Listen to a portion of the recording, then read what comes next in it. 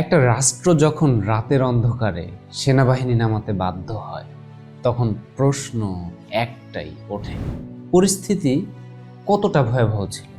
2002 সালের বাংলাদেশ, খুন, চাঁদাবাজি, অস্ত্র আর ভয় সব মিলিয়ে সাধারণ মানুষের জীবনে তখন একটাই অনুভূতি, নিরাপত্তাহীনতা। আর ঠিক সেই সময় শুরু হয় অপারেশন ক্লিন হার্ট। আজ আমরা আবেগ দিয়ে নয়, তথ্য দিয়ে কথা বলবো, রাজনীতি দিয়ে না, প্রেক্ষাপট দিয়ে। আমাদের সাথেই থাকুন। 2001 সালের জাতীয় নির্বাচনের পর বাংলাদেশের আইন শৃঙ্খলা পরিস্থিতি ছিল বড় চ্যালেঞ্জ। বিএনপি সরকার ক্ষমতায় এসেছে মাত্র 1 বছর, কিন্তু দেশের পরিস্থিতি তখন নিয়ন্ত্রণের বাইরে। জাতীয় আন্তর্জাতিক সংবাদ মাধ্যমে নিয়মিত উঠে আসছিল অপরাধ বৃদ্ধির খবর। পুলিশের সক্ষমতা নিয়েও প্রশ্ন উঠছিল সংসদে, সংবাদপত্রে, এমনকি নাগরিক সমাজেও। ঢাকার রাস্তায় একের পর এক খুন হচ্ছেন ওয়ার্ড কমিশনাররা। 1 অক্টোবর 2002 সালের কথা বলছি। ঢাকার ওয়ার্ড কমিশনার KM আহমেদ রাজুকে প্রকাশ্য দিবালোকে হত্যা করা হয়। এর আগে খুন করা হয় কমিশনার বিনয় সরকার এবং সাইদুর রহমান নিউটনকে।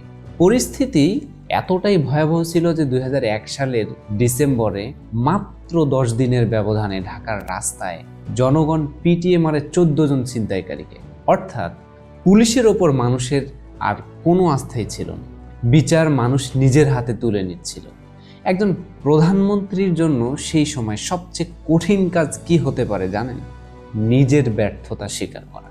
কিন্তু 10 অক্টোবর 2002 প্রধানমন্ত্রী খালেদা জিয়া জাতির উদ্দেশ্যে এক সাহসী ভাষণ দিলেন। তিনি কোনো অজুহাত দেখালেন না, সরাসরি বললেন, আমরা আইন শৃঙ্খলার যে উন্নতি করতে চেয়েছিলাম তা পারিনি। তিনি পরিষ্কার জানিয়ে দিলেন, সন্ত্রাসীদের কোনো দল নেই, দেশ বাঁচাতে হলে কঠোর হতেই হবে। রাজনৈতিক বিশ্লেষকরা বলেন, সেদিন তিনি দলের প্রধান নন, বরং রাষ্ট্রের একজন অভিভাবক হিসেবে কথা বলেছিলেন। এরপর 16 অক্টোবর 2002 রাত গভীর হওয়ার সাথে সাথে ব্যারাক থেকে বেরিয়ে এলো সেনাবাহিনী। শুরু হলো অপারেশন ক্লিন হার্ট। প্রায় 40,000 সেনা সদস্য, সাথে নৌবাহিনী, বিডিআর এবং পুলিশ। শুরু হলো এক শ্বাসরুদ্ধকর অভিযান। গডফাদাররা যারা এতদিন আইনের তোয়াক্কা করেনি, তারা ইঁদুরের মতো গর্তে লুকালো। একজন রাজনৈতিক নেতার জন্য সবচেয়ে কঠিন কাজ হচ্ছে নিজের দলের লোকের হাতে হাত করা পারা। সমালোচকরা প্রায়ই বলেন, রাজনৈতিক সরকারগুলো পুলিশ বা আর্মি ব্যবহার করে কেবল বিরোধীদের দমন করতে। কিন্তু অপারেশন ক্লিন হার্ট এই ধারণাকে এক বড় ধাক্কা দিয়েছিল। বেগম খালেদা জিয়ার নির্দেশে যৌথ বাহিনী যখন তালিকা ধরে গ্রেপ্তার শুরু করলো, তখন দেখা গেল এক অভাবনীয় দৃশ্য।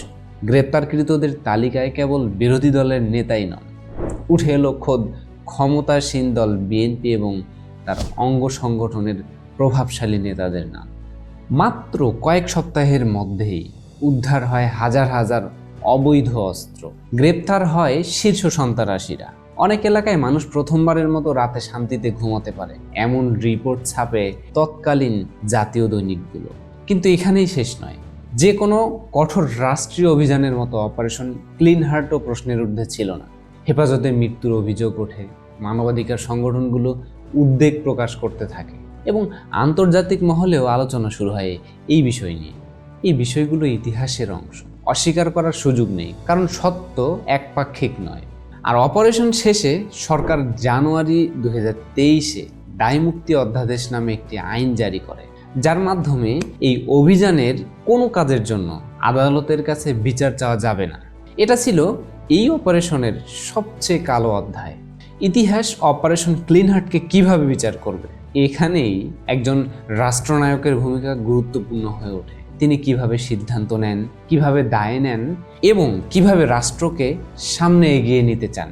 বেগম খালেদা জিয়া সেদিন যদি নিজের দলের আগাছা পরিষ্কার করার ঝুঁকি না নিতেন, হয়তো দেশের আইন শৃঙ্খলা পরিস্থিতি পুরোপুরি ধসে পড়ত সেই সময়। তিনি দেখিয়েছিলেন, রাষ্ট্রনায়কের কাছে দলের চেয়ে দেশ বড়, আর রাষ্ট্র পরিচালনায় এটি হয়তো সবচেয়ে কঠিন জায়গা। কখন শক্ত হতে হবে আর কখন নমনীয়।